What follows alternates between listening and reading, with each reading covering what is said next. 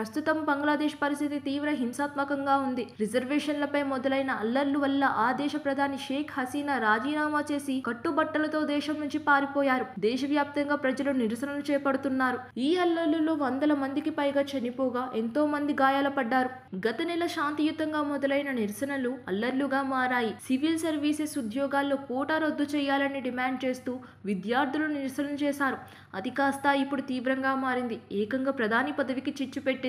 ప్రధాని షేక్ హసీనా పార్టీ అయిన అవామీ లీగ్ నేతలను ఆందోళనకారులు వెంటాడుతున్నారు. ఒక మాజీ కౌన్సిలర్ ఎండి షా ఆలం ఇంటికి నిప్పు అంటించడంతో పాటు ఎంపీ ఇంటికి కూడా అంటించారు. అలాగే షేక్ హసీనా తండ్రి బయోపిక్ లో నటించిన యువ నటుడు షాన్తో దర్శకుడైన అతని తండ్రిని కొట్టి చంపారు. ప్రముఖ బంగ్లాదేశీ జానపద గాయకుడు రాహుల్ ఆనందో ఇంటికి కూడా ఆందోళనకారులు నిప్పు అంటించారు.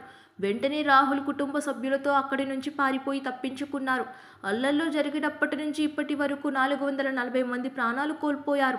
బంగ్లాదేశ్ స్వాతంత్ర ఉద్యమాల్లో పోరాడిన కుటుంబాలకు ప్రభుత్వ ఉద్యోగాల్లో 30% రిజర్వేషన్లు కల్పిస్తూ అప్పటి ప్రభుత్వం ఓ చట్టం తీసుకొచ్చింది. దీనిపై 2018లో తీవ్ర వ్యతిరేకత రాగా ప్రధానమంత్రిగా ఉన్న షేక్ హసీనా ఈ చట్టాన్ని రద్దు చేసింది.